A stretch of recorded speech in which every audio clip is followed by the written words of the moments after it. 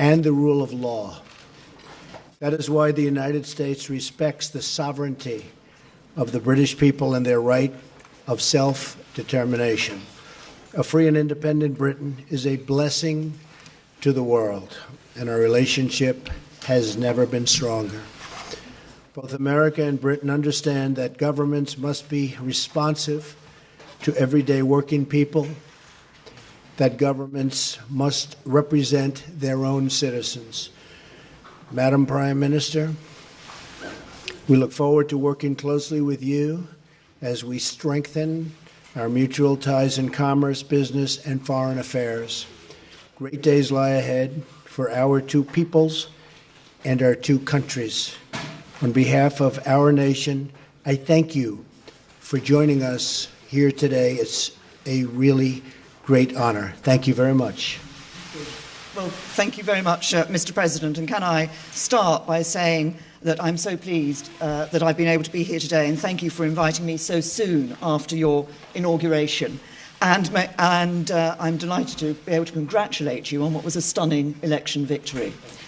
And as you say, the invitation is an indication of the strength and importance of the special relationship that exists between our two countries, a relationship based on the bonds of history, of family, kinship, and common interests. And in a further sign of the importance of that relationship, I have today been able to convey Her Majesty the Queen's hope that President Trump and the First Lady would pay a state visit to the United Kingdom later this year, and I'm delighted that the President has accepted that invitation. Now, today we're discussing a number of topics, and there's much on which we agree. The President has mentioned foreign policy. We're discussing how we can work even more closely together in order to take on and defeat Daesh and the ideology of Islamist extremism wherever it's found.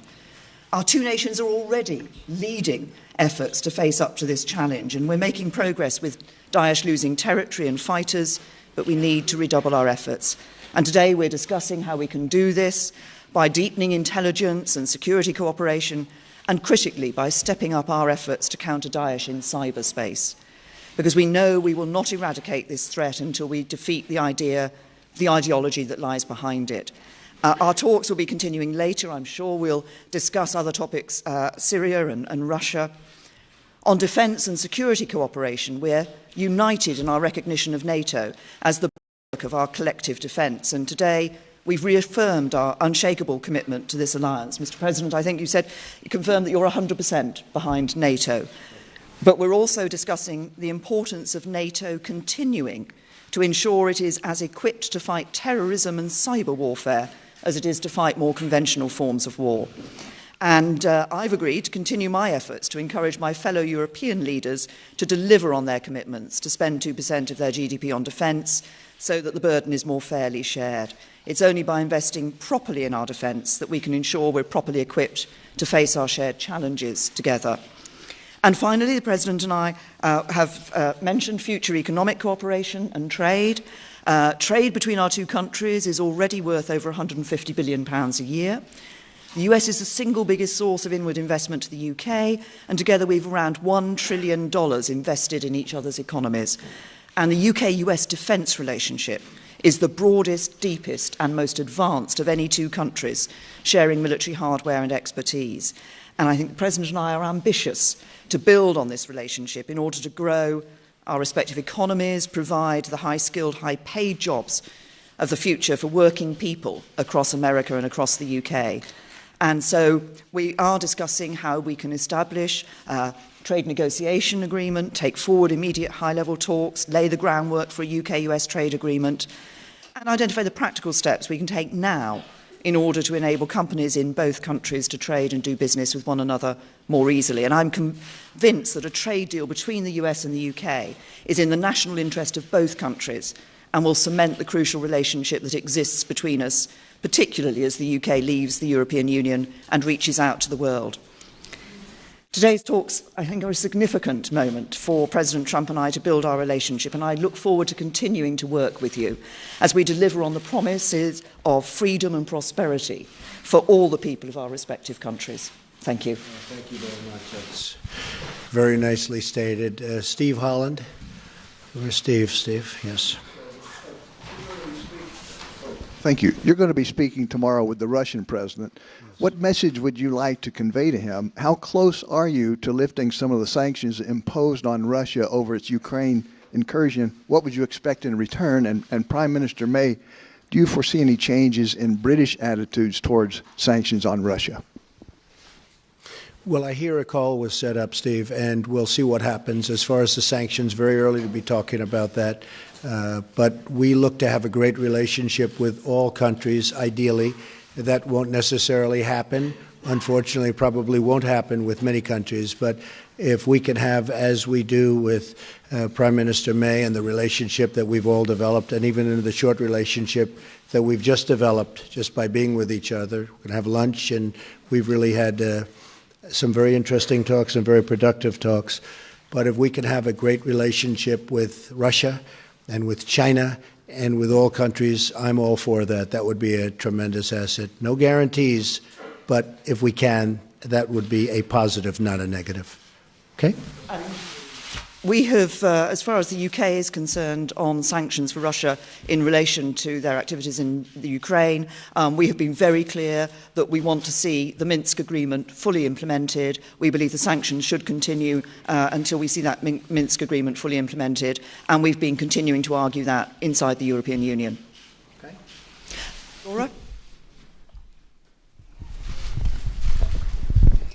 Thank you very much, Prime Minister. Laura Kunsberg, BBC News. Prime Minister, you've talked about where you agree, but you have also said you would be frank where you disagree with the President. Can you tell us where in our talks you did disagree, and do you think that the President listened to what you had to say? And, Mr. President, you've said... We'll see what she says. Mr. President, you've said before that torture works. You've praised Russia. You've said you want to ban some Muslims from coming to America. You've suggested there should be punishment for abortion. For many people in Britain, those sound like alarming beliefs. What do you say to our viewers at home who are worried about some of your views and worried about you becoming the leader of the free world? This was your choice of a question. There goes that relationship. On the issue that you raised with me, Laura, can I confirm that the President, I've been listening to the President and the President has been listening to me. That's the point of having a conversation and a dialogue. And we have been discussing a number of topics. We'll carry on after this press conference meeting and discussing a number of other topics. And there will be times when we disagree and issues on which we disagree. The point of the special relationship is that we are able to have that open and frank discussion so that we are able to make that clear when it happens. But I'm clear also that there are many issues on which the United Kingdom and the United States stand alongside one another, many issues on which we agree. And I think, as I said yesterday in my speech, that we are at a moment now when we can build an even stronger special relationship, which will be in the interests not just of the UK and the United States, but actually in the interests of the wider world as well. Very good. We have a great general who has just been appointed Secretary of Defense, General James Mattis, and he has stated publicly that he does not necessarily believe in torture or waterboarding, or however you want to define it. Enhanced interrogation, I guess, would be a word that a lot of people would like to use. I don't necessarily agree, but I would tell you that he will override because I'm giving him that power. He's an expert. He's highly respected. He's the general's general. Got through the Senate very, very quickly, which in this country is not easy, I will tell you. And so I'm going to rely on him. I happen to feel that it does work. I've been open about that for a long period of time. But I am going with our leaders. And we're going to win with or without, but I do disagree. As far as, again, Putin and Russia, I don't say good, bad, or indifferent. I don't know the gentleman. I hope we have a fantastic relationship. That's possible, and it's also possible that we won't.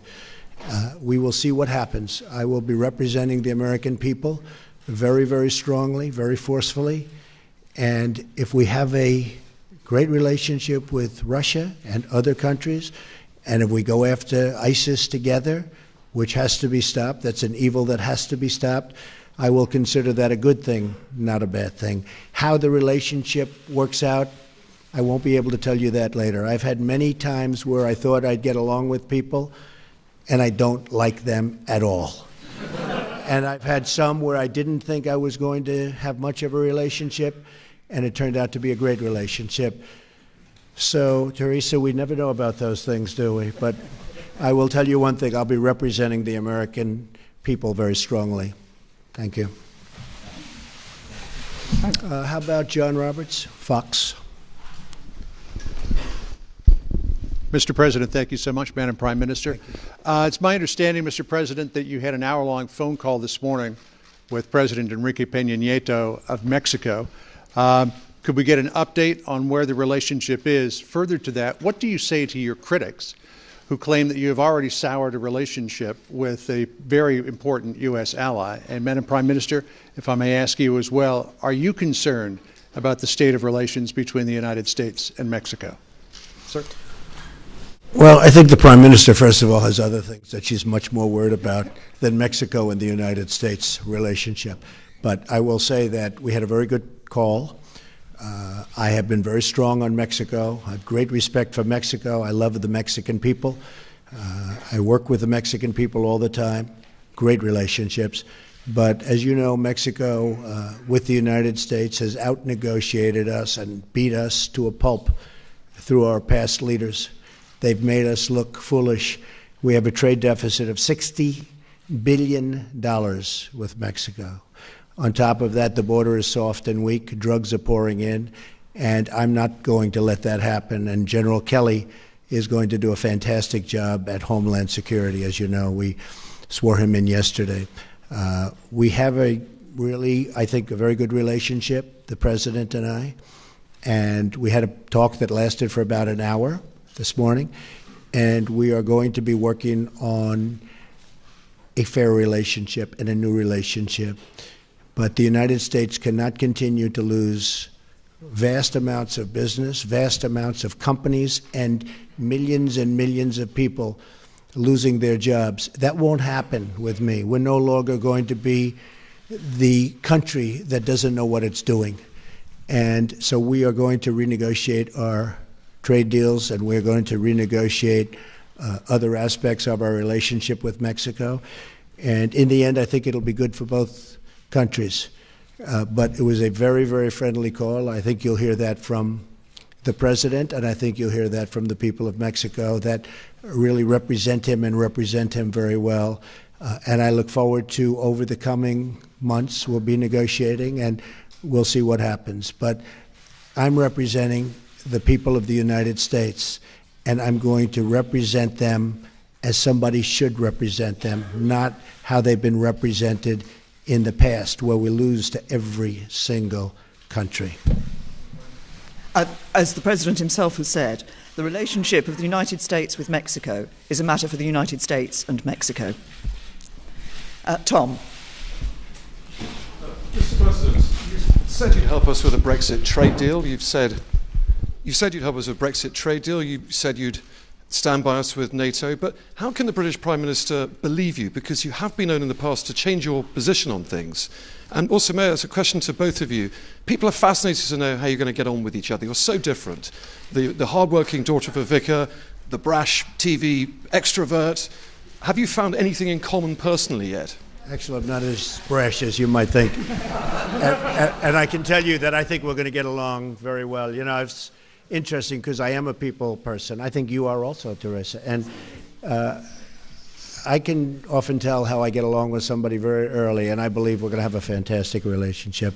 Brexit, and I really don't change my position very much. If you go back and you look, my position on trade has been solid for many, many years, since I was a very young person, talking about how we were getting ripped off by the rest of the world. And I never knew I'd be in this position where we can actually do something about it. But we will be talking to your folks about Brexit. Brexit was an example of what was to come. And I happened to be in Scotland at Turnberry cutting a ribbon when Brexit happened. And we had a vast amount of press there. And I said Brexit, this was the day before, you probably remember, I said Brexit is going to happen. And I was scorned in the press for making that prediction. I was scorned. And I said, I believe it's going to happen because people want to know who's coming into their country and they want to control their own trade and various other things. And lo and behold, the following day, it happened. And the odds weren't looking good for me when I made that statement because, as you know, everybody thought it was not going to happen. I think Brexit's going to be a wonderful thing for your country. I think when it irons out, you're going to have your own identity, and you're going to have the people that you want in your country, and you're going to be able to make free trade deals without having somebody watching you and what you're doing. And I had a very bad experience. I had something when I was in my other world. I have something in another country, and getting the approvals from Europe was very, very tough. Getting the approvals from the country was fast, easy, and efficient. Getting the approvals from the group, I call them the consortium, was very, very tough. But I thought Brexit, I think it'll go down, that it will end up being a fantastic thing for the United Kingdom. I think in the end, it will be a tremendous asset, not a tremendous liability. Okay? And just on the question you asked me, Tom, I mean, I think as the President himself has said, I think we have already struck up a good relationship. But you asked what we had in common. I think if you look at the approach that we're both taking, I think one of the things we have in common is that we want to put the interests of ordinary working people right up there, centre stage. Those people who, they're working all the hours, they're doing their best for their families, and sometimes they just feel the odds are stacked against them. And it's that interest in ensuring that what we do, that the economies, our economies and our governments actually work for ordinary working people, work for everyone in our countries. I think we both share that. Thank you very much. Thank you. Thank you very much, everybody.